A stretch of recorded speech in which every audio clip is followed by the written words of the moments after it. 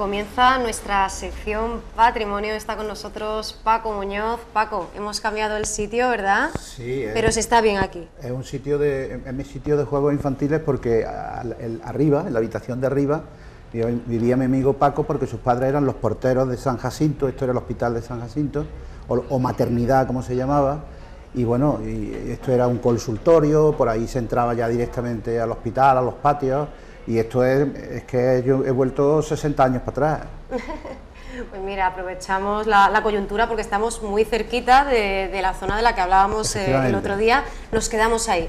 Con la miel en los labios no nos dio tiempo. Que no terminamos, efectivamente. Bueno, hay una cosa que no lo mencionamos, pero uno de los límites fundamentales del barrio de la Puerta de Almodóvar era el Paseo de la Victoria. Y el Paseo de la Victoria a mí me traía unas connotaciones muy complicadas desde el punto de vista, porque yo me creía que se refería a la victoria del fascismo contra la República, ¿no? Y luego, pues ya después de indagar, pues me di cuenta que correspondía a la Virgen de la Victoria, del convento del mismo nombre, de Mínimos, que antes se había llamado el convento de las Huertas y que estaba enfrente de la Puerta Gallego. Aquello fue un peso. También se llamó General Primo de Rivera, ese paseo de General Primo de Rivera. Pero luego teníamos allí también el Hotel Palace con el Moro, que cuando el problema de Isni, la gente lo apedreó y decidió la dirección del hotel quitar al Moro de portero de la puerta, uno que estaba vestido con un moro.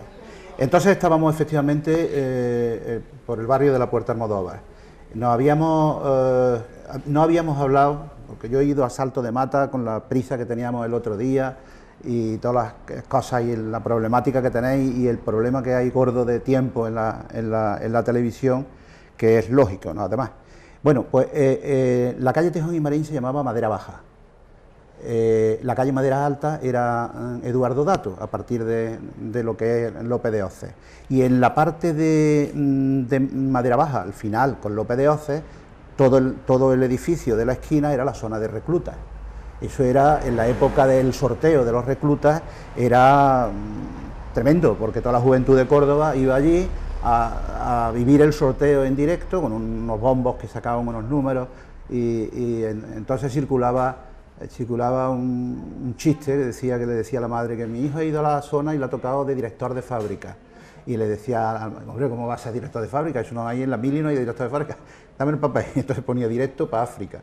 Le había tocado al chiquillo. Eso era lo peor que te podía pasar, ir a África, ¿no? Pero luego ahogaban sus penas y su alegría. El que iba para África, el que no iba para África, enfrente, que había un bar que se llamaba Casa de Cándida, una señora mayor, y allí era el bar de la zona. Bueno, nos bajamos Tejón y Marín, y enfrente de lo que ya cercano a la plazuela de la Puerta de Almodóvar, hablamos el otro día de que estaba allí el horno de Enrique Fernández. Enrique Fernández era el propietario de mi casa, de aquí, del barrio de la Mezquita, donde yo vivía, donde yo nací. Y frente había una enorme casa de vecinos en los que, bueno, yo recuerdo a mucha gente, yo recuerdo algunos fallecidos, la inmensa mayoría, porque ya los que estamos en la generación de puertas de salida, y eso es lo complicado de la vida, pero bueno, es así, ¿no? Había Pepín que era un cincelador del equipo de Paco Díaz Roncero, era cuñado de mi amigo Juan y del colegio, que vivía en la Casa del Huerto, en la calle Fernández Ruano, porque se había casado con Pili, con su hermana, y por estas cuestiones de la vida yo he tenido hace unos días una problemática con el hospital y resulta de que he tenido la suerte de encontrarme a Pili, viuda ya, pero que estaba allí con un tema en el hospital. O sea, el mundo es un verdadero pañuelo. Y esa casa en la que yo te digo, que era una casa enorme, hoy en día me parece que es un gimnasio que da a la parte de la muralla, de fuera de la muralla, ¿no? Bueno, hablamos también de que en esa pared había lo que era la cartelera fija de pared, donde había que poner los carteles de cualquier cosa, ¿no? Y esas carteleras las había en diversos sitios, en la calle Alfaro, en la calle Morisco, en la Cruz de Rastro. Yo le facilité a Montaje, le facilité una serie de fotografías de esas carteleras porque es una curiosidad. Yo no sé si quedan algunas todavía por la ciudad.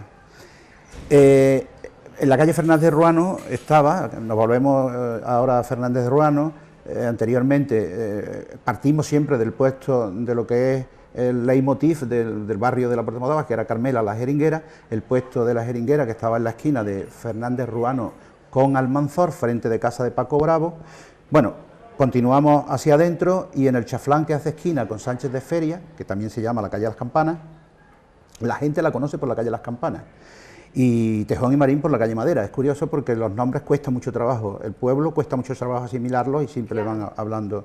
Bueno, pues estaba un estanco, había un estanco frente a la carnicería de Juani el carnicero, un tipo muy amable, la callejita sin salida de la casa que se llama Huerto. Yo trabajé allí con 9 años, con Paco Díaz Roncero, y si íbamos en dirección a la plazuela del Indiano o Ángel de Torres, teníamos que pasar obligatoriamente, esa calle es muy estrechita, teníamos que pasar obligatoriamente por un taller de costura, y al pasar por la ventana tú siempre veías a las costureras allí en animada charla, pero trabajando a más no poder, y me recuerdo que había una con un nombre precioso, se llamaba Maravilla, esa mujer, es una cosa que me llamó mucho la atención. El otro día manifesté que en la plaza del Indiano o de las Gaseosas, pues como también se llamaba, era el Palacio de los Seas, porque frente está la calleja que está dedicada a los Seas, la calleja de Cea, que es la calle que sube hacia arriba sin salida, y decir que esta familia de los Seas pues se beneficiaron del botín de guerra cuando conquistaron el territorio al califato, ¿no? Fue el regalo de Fernando III a esta familia, y edificaron su palacio. Luego, esas eran las ventajas de esta gente que apostaba a caballo ganador y que, bueno, pues eran los jefecillos que venían con los conquistadores cristianos que se repartían, a los unos les daba el convento, a los otros les daba aquello, a los otros les daba lo más para allá. Y casi todo alrededor de aquí, de la mezquita, de lo que era la Santa María de los cristianos, era el núcleo más importante de las familias más poderosas alrededor de lo sagrado. Este es el inicio de las muchas familias, estas que llaman nobles, de las grandes fortunas de Córdoba, que muchas han perdurado hasta nuestros días. Pero la casa del Indiano fue la de un propietario posterior, que se llamó Juan Cosme Paniagua, y que volvió de América, o de las Indias de Colón, porque al llamarle indiano, venir de América no pega, es porque América era la India, el error de Colón, de que había encontrado las Indias, entonces el que volvía de allí era indiano. Indiano parece que era sinónimo de riqueza, pero también es verdad que volverían muchos indianos con una mano detrás y otra delante, porque la realidad es que todos no hicieron fortuna en las Indias, ¿no? Y lo importante de esta casa, la fachada, es lo único que queda del Palacio de los Seas, y este palacio estuvo Romero Barros, que el padre de Julio Romero de Torres, trabajando en la fachada, y Mateo Inurria, que fue el que final la reparó la fachada, ¿no? Solo se conserva eso. Y esto fue fábrica de gaseosas. Nosotros llamamos a esa plazuela de Nene la plazuela de las gaseosas, porque allí había una fábrica de gaseosas. En la casa siguiente a la casa del Indiano, en dirección al Buen Pastor, había también otro puesto de jeringos. Este puesto de jeringos encerraba en el portal de esa casa, que está frontal a la calle Valladares, y que tiene la curiosidad de que era de mi tía Rafaela. Yo tengo una fotografía con 2 años y pico, mi padre me llevaba en la bicicleta y estamos parados en el kiosco, está la fotografía y mi tía Rafaela lo de hacer los jeringos, las jeringas, sí, haciendo los jeringos. Es una cosa, es un documento muy, muy curioso, ¿no? Y terminamos el recorrido de Fernández Ruano en la plaza del Indiano con una curiosidad. Esta calle, en su lado estrecho, la estrechura es tal que en las paredes hay unas medias cañas. Yo no sé si tú habrás observado eso en algunas calles, hay unas medias cañas en la pared que era para que pudieran pasar los ejes de los carros. El eje era mayor, más ancho que la calle, y entonces para que no se llevara para adelante la fachada, se le hacía a la fachada una media caña y por ahí corría el eje sin ningún problema, ¿no? Esto lo tiene también la calle Sánchez de Feria, lo que hay en Las Campanas, en su confluencia con Fernández Ruano, y en una casa que precisamente es propiedad de unos vecinos. Estos son más modernos, estos han ido a vivir allí hace muchos menos años de los que estamos hablando nosotros, y que era una persona extraordinaria, fallecida, se llamaba Juani Córdoba, es natural de Montemayor, fue presidente de la Peña Flamenca de Montemayor, ha fallecido muy joven. Ya te digo que es una extraordinaria persona donde lo hubiera, que llevó muchos años en la compañía de Muná en Córdoba, que hoy la llevan sus hijos, ¿no? Gracia y Juan, y que de casta le viene al galgo, porque es una familia extraordinaria. Yo es que tenía una gran amistad con Juan ese fallecimiento pues, nos chocó enormemente porque no cuadra con una cierta juventud que eso ocurra. Y ahora pues nos vamos a las calles Almanzor y Ruano, que es las que nos quedan. Volvemos a la jeringuería de Carmela, el punto de partida, no tenemos más remedio. Es el centro, digamos, geográfico. Pasamos la casa del poeta Juan Morales Rojas y unas casas más abajo, en los 80 por ahí, adquirió una casa Paco Díaz Roncero, que Paco Díaz Roncero, el que ya he dicho antes que era un extraordinario artista, orfebre, cincelador, yo creo que de lo mejor que había en este país, que ha habido siempre. Tuve una imprecisión el otro día porque lo casé con la hija de Antonio Luque y es todo lo contrario, con la sobrina, con sobrina de Antonio Luque y hija de Pepe Luque, hermana de otro buen cincelador como es Pepe Luque, que afortunadamente todavía existe, de la misma escuela de Paco Díaz Roncero. Yo trabajé con Paco Díaz Roncero con 9 años y luego trabajé de mayor en la orfebrería. Y bueno, pues Paco Díaz Roncero tiene una anécdota muy curiosa. Cuando nosotros, en aquellos tiempos en los que no había tanta libertad, no había libertad de expresión, no había libertad de expresión, pues teníamos que escuchar Radio París, Radio Tirana, Radio Moscú, Radio Pekín, etcétera, etcétera. Y había un locutor en Radio París que se llamaba Paco Díaz Roncero. Siempre que escuchábamos aquí Radio París, Paco Díaz Roncero, pues nos acordamos de este extraordinario cincelador que es como familia, porque nosotros lo llamamos Paco el de la Luisa. Esto es como un pueblo. Siempre dice Paco de no sé qué, Paco de no sé cuánto. Ya te he dicho antes que en esta casa vivía Paquito el de maternidad y yo era Paquito el de la barbería. O sea, que eso era... bueno, era una cosa, en la calle Almanzor también había un radioaficionado antiguo con una enorme antena que nos llamaba muchísimo la atención, un consultorio médico, y estaba también Casa Villafuerte. Villafuerte era uno que fabricaba buriles para los grabadores y clavadores. El buril es una herramienta de acero de distintas formas, puede ser media caña, puede ser plano, puede ser con una estría, de distintos modelos, como las gubias de los tallistas de madera es para el grabador, ¿no? Y esto era, yo no sé de dónde vendría, me pareció escuchar en cierta ocasión que el material venía de Inglaterra, pero los trabajaban ellos, le daban un temple especial y los buriles eran conocidos en todo el mundo artístico de la joyería, ¿no? Un hijo de Villafuerte, pues fue un compositor y un cantante famoso, yo no sé si tú tienes conocimiento de un Villafuerte cantante, sí. En la época del Picú. Digo del picú porque muchos oyentes a lo mejor no saben lo que es, o muchos televidentes a lo mejor no saben lo que es un picú. Un picú es un tocadisco.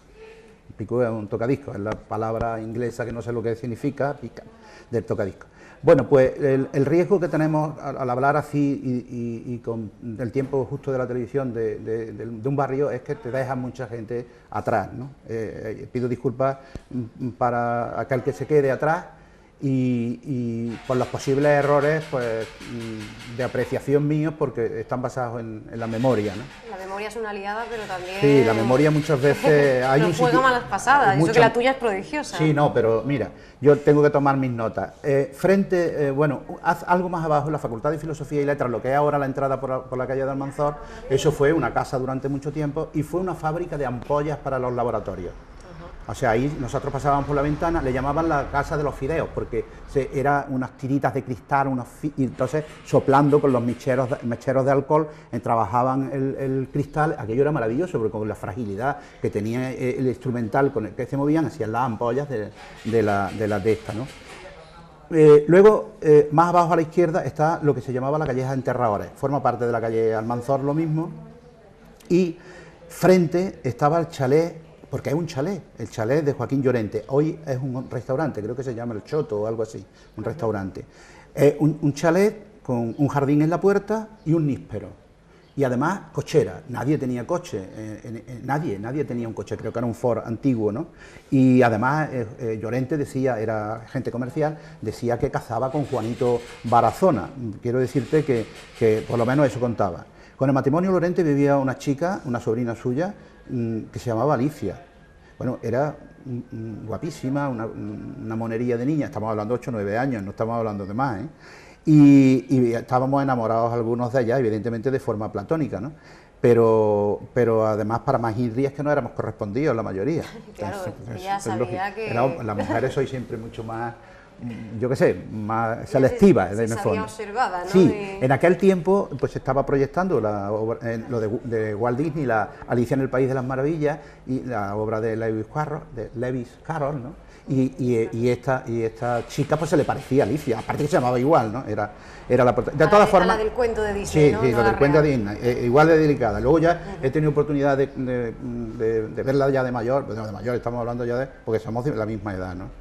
De todas formas, a lo que has dicho antes, un psiquiatra decía que muchas veces creemos que son verdad las cosas que no han ocurrido, o sea, es decir, las recordamos como nosotros quisiéramos que hubieran pasado. Y es normal porque eso pasa con los recuerdos, se mezcla la realidad con los recuerdos y con nuestras aportaciones o deseos, y en ocasiones podemos incluso perder la referencia de la realidad, o sea, nos movemos en unos márgenes que el recuerdo se difunde y se difumina, mejor dicho, y se mezcla y ya no sabes dónde está la realidad. Sí, es un terreno de arena movediza, sobre todo porque a veces también tenemos incluso recuerdos prestados, ¿no? Cosas que nos han contado, claro, y que a veces no recordamos. Claro, no es tu vivencia, pero es una vivencia que te han prestado. Pues claro, a mí me hubiera gustado no perder esa referencia de la realidad y tal y cual, y a mí me hubiera gustado ser el novio de 8 años de Alicia. Pero bueno, la realidad es que no fue así. Pero como la mancha de la mora la quita con otra verde, pues inmediatamente pues ya tuve otro amor eterno que fue Teresita, aquí ya en mi barrio, otra niña de 9 años, que por suerte tuve la posibilidad, ya pasados 50 y tantos años, de pedirle perdón por 2 barrabasadas que le hice, que además no se acordaba, pero que yo sí, porque se me había quedado... esa culpa ahí. Yo tenía una culpa, he tenido una culpa toda mi vida, pero además yo tenía una culpa y una marca de esa culpa, porque la Lola, que era mi madre, me dejó la zapatilla marcada donde la espalda pierde su noble nombre por haberle hecho yo a Teresita la tunantá, pero fue una tunantá. ¿Y qué quiere decir? Pues bueno, pues esta chica pues era el amor de tu infancia, ¿no? Y claro, eso se queda ahí grabado, es curioso, eso se queda grabado, creo que esa huella se queda perenne, ¿no? Pero claro, luego después, como decía Rafael de León, luego la vida se impone y tanto tienes, tanto vale. Cada uno coge su camino y la calle que tiene que coger y esa es la... Y después pues ya hubo un espacio de tiempo y me enamoré de una niña con un perfil de princesa, de cuento de hadas, con una cara preciosa, con un pelo largo negro. Y nos hicimos novios en el año 63, nos casamos en el 73 y estamos en el 13, por tanto sumamos 50 años. Y seguimos ya adelante. Sí, ¿no? seguimos, de momento seguimos adelante.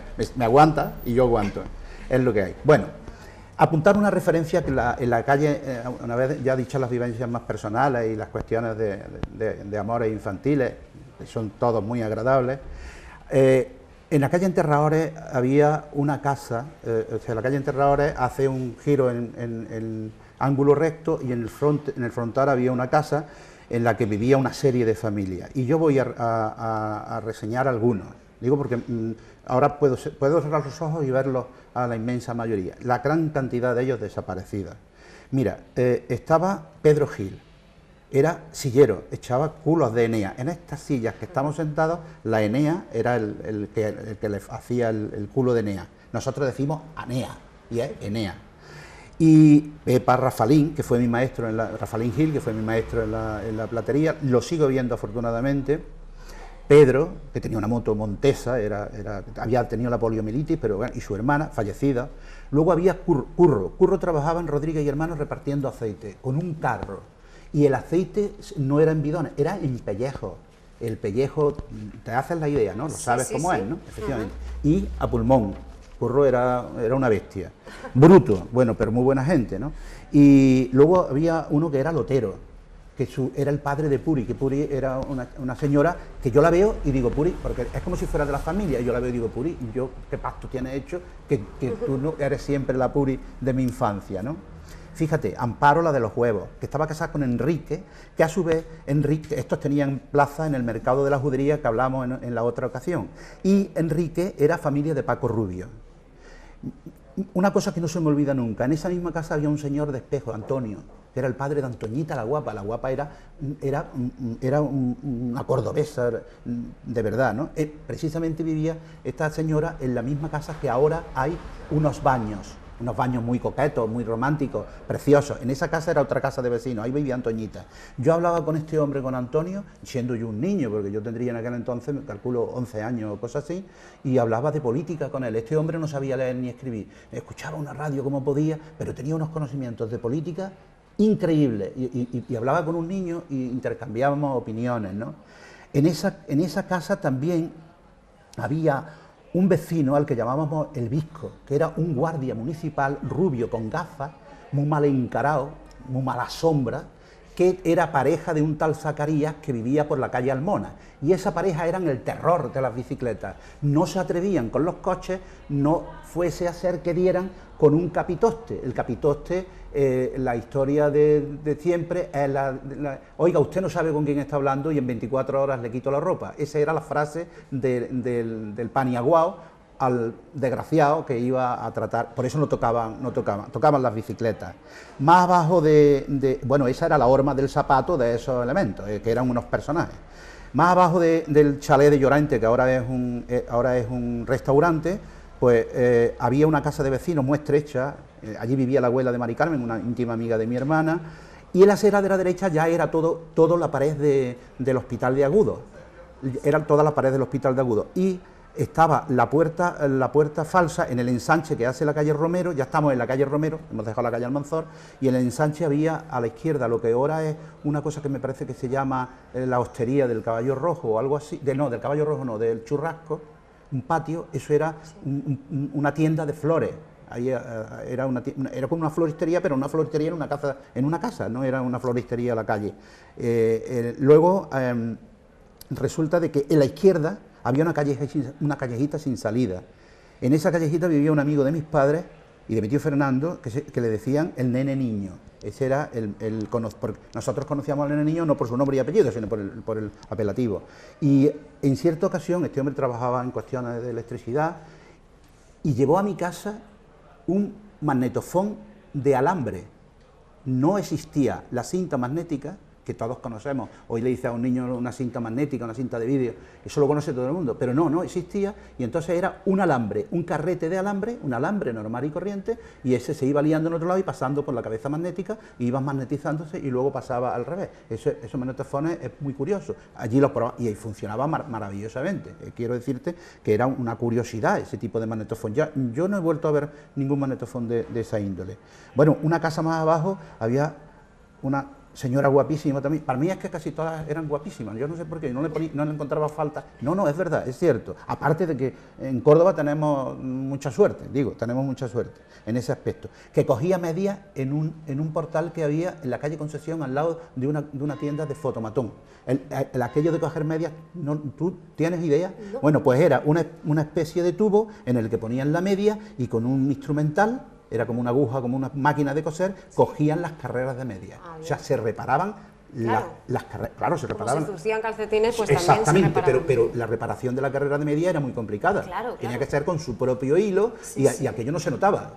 Y era una máquina. Y entonces había muchas. Que ahora ni nos lo planteamos. No, ahora ni te lo planteas, porque estamos en una sociedad de usar y tirar. Usar y tirar sin pensar que todo es finito. Tanto la materia prima como todo, ¿no? Por tanto, yo cuando hablan del crecimiento digo, ¿crecimiento hasta cuándo? Porque para crecer tú tienes que vender, pero claro, como juegan a que tires y no te arregles, ahora los zapatos Gorila no te duran toda la vida, ahora te duran lo que te duran, ¿no? Bueno, pues ahí había esa señora que reparaba medias, en la calle Concepción. Más para abajo había una señora que, ya de oídas de los mayores, que tenía relaciones con un taxista que estaba casado, que nos llama mucho la atención, que ello era el escándalo, ¿no? Pero bueno, aquellos eran felices a su manera. Y otras casas de chavales que yo me acuerdo de ellos y otros de los que no me quiero acordar porque a algunos, la mencionada Alicia, le gustaba ese chaval, por tanto a mí ese chaval ya no me caía bien. No me caía bien. Lógico. No me caía bien. Todas esas casas de vecinos que estoy hablando ahora mismo, que son de la acera izquierda de la calle Romero, son del Churrasco, de la empresa del Churrasco, ¿no? En una de ellas vivía una chica que era acomodadora del Cine Góngora. El Cine Góngora tenía acomodadoras, tanto el Cine Góngora que conocemos, actual, como el de verano arriba, que era una terraza preciosa, con mecedoras, no había sillas. Allí no había chinches como esta en los cines normales, sino eran mecedoras y un silencio increíble, ¿no? Y esta chica era acomodadora. Era hermana de Paco, que era un charolista y reparador de muebles antiguos de los mejores que yo me he echado a la cara, que luego después se casó con la hermana de mi amigo, ya fallecido también, de la calle Espíritu Santo del Campo de la Verdad, Joaquín Ruiz Rodríguez, el Pegolete. Era muy gracioso, pero decía muchas tonterías, el Pegolete. Bueno, pues mira, en la plazuela del hospital, frente del mismo, el hospital de Agudos, estaba el hospital de Inculabres de San Pedro Alcántara y la iglesia de San Pedro Alcántara. Y en la esquina, en la misma esquina, ya para bajar para Romero, había un grabador que se llamaba Uruburu, grabador de joyería.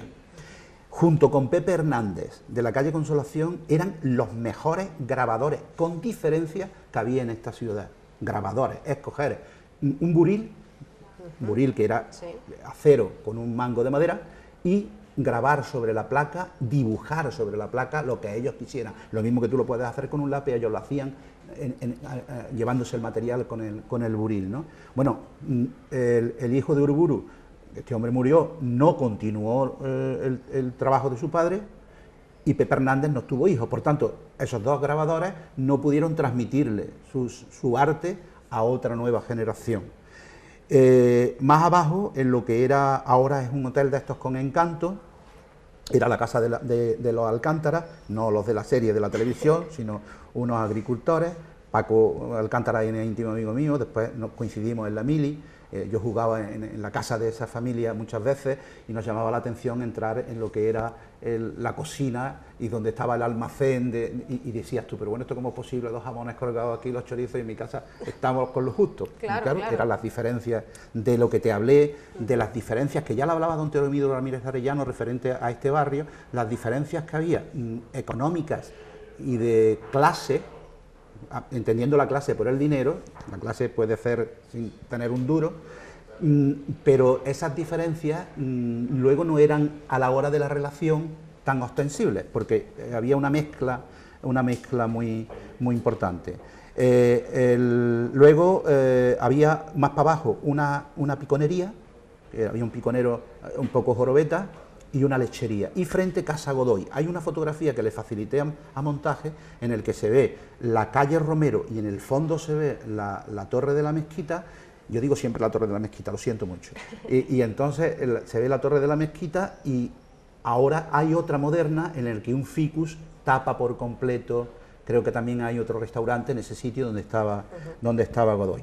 Bueno, pues más o menos ya hemos dado la vuelta, pero el periplo que hemos hecho desde la Trinidad a la Judería, pues cuando hablamos del arco de la Puerta Almodóvar, hay allí un Séneca que se montó en el 1965, que lo esculpió, se nos olvidó el otro día al hablar de don Amadeo de Rubio Olmo, fue el escultor que lo hizo, y que dicen que sufragó Manuel Benítez Pérez, el torero. Dicen que pagó Manuel Benítez Pérez, puede ser.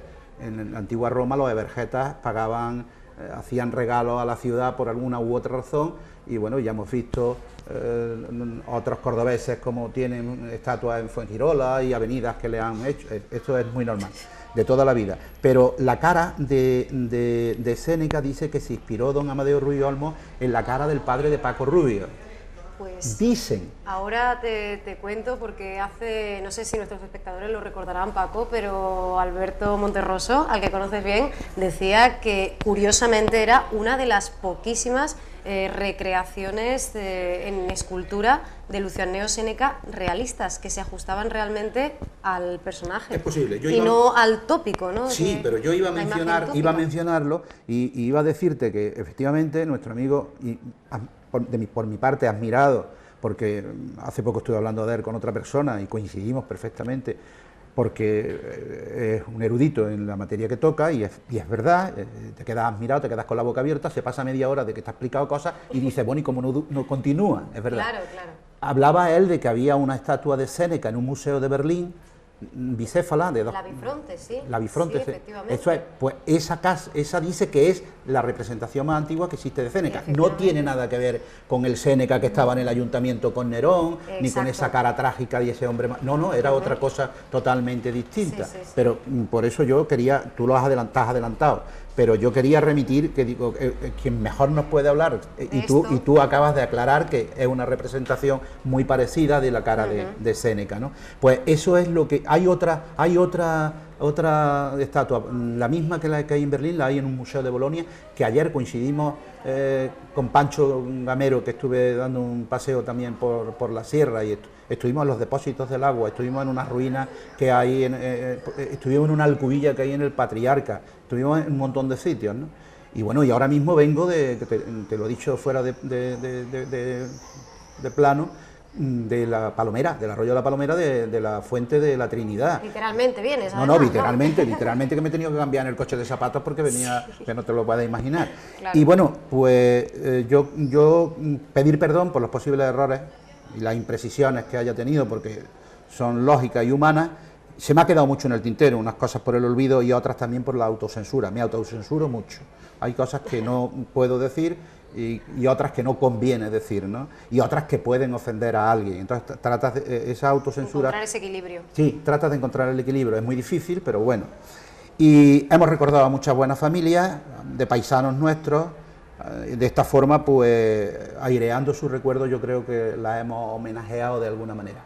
Siempre, yo digo que el cielo y el infierno, la religión católica te lo marca de una manera, pero el cielo y el infierno es acordarnos de las personas con un recuerdo agradable y decir qué buenas personas eran, o con un desagradable y decir nos hubiera ido unos pocos de años antes. Eso es el infierno, y el cielo es qué buena persona, qué lástima, y bueno, y ya está. Si quieres, ese trabajo previo surge esa narración con tantísima delicadeza. Solo hay que leer un poquito los comentarios que recibe tu blog, esas notas cordobesas, sí, para darse cuenta de la magnífica crónica de la que estamos disfrutando. Nos decía uno de esos visitantes a tu blog, de paisajes, de contexto, de personajes, y que te agradecemos tantísimo, incluso pues aclarando, clarificando pues algunos términos. ¿Te acuerdas que tuvimos también unas sesiones referidas al argot cordobés? Pues te preguntaban por ahí pues por los polos originales, sí, ¿verdad? Sí, sí. Por de esa época, quiero decir, por los chicles, sí, sí, por lo que significaba esas arropías, sí, de las que tú hablabas, los kiki, efectivamente. Kiki. Y eso nunca te lo agradeceremos lo suficiente. Pastillas de leche de burra, sí, harina de algarroba. La harina de algarroba en pleno verano, en agosto. Tú imagínate un sobrecito como esos, sí, del azafrán, que estaba de harina de algarroba, te lo echabas en la boca y te tapizaba todo el paladar, y eso ya no te lo podías quitar, y sin poder beber agua. Eso era, sí, y eran muchos puestecitos. Precisamente la abuela de esta familia, que eran los porteros de esta casa donde nos encontramos, tenía un puestecillo ahí en la puerta ahora llaman los nenes chucherías, no, de Kiki. De Kiki. Y muchísima gente, pues a mí me lo dice por la calle, me lo preguntan mis conocidos, me lo comentan, qué ganas tenemos de que llegue Paco Muñoz cada martes a ofrecernos, ¿no?, esa mirada de la Córdoba de ayer, que explica y mucho a la Córdoba de hoy, ¿no?, y a la Córdoba de mañana. Perfecto. De todas maneras hay un detalle. Vuestro director en cierta ocasión comentó la posibilidad de hacer una grabación de vídeo. Que tiene unas excelentes cámaras, que no hay ningún problema con eso, y a su vez lo que estamos hablando, poder visualizarlo a la misma vez sin ningún problema, y eso sería muy interesante. Así que lo podemos poner en marcha para esa próxima temporada, que está, a fin de cuentas, pues a nada, a un par de meses. El beneplácito de la dirección ya lo tenemos de antemano. Que es lo importante, ¿no? Sí. Es la primera. Sí, porque salió de él. Salió de él. Muy bien, pues Paco, ahí queda esa propuesta, que la podamos retomar. Y muchísimas gracias, Paco, por haber venido a terminar con este recorrido, este itinerario tan interesantísimo. Marco no me ha traído el guitarrista. Bueno, pero otro día podemos hacerlo así, con el guitarrista, como debe ser. Muchas gracias, Paco Muñoz. Y también recordar, como siempre hacemos, que nos espera en internet ese blog, esas notas cordobesas, para que sigamos pues interesándonos por esa Córdoba pretérita. Paco, muchas gracias, y hasta dentro de nada, hasta dentro de unas semanas. A vosotros. Nosotros vamos a hacer un pequeño alto en el camino y no os mováis, que enseguida volvemos.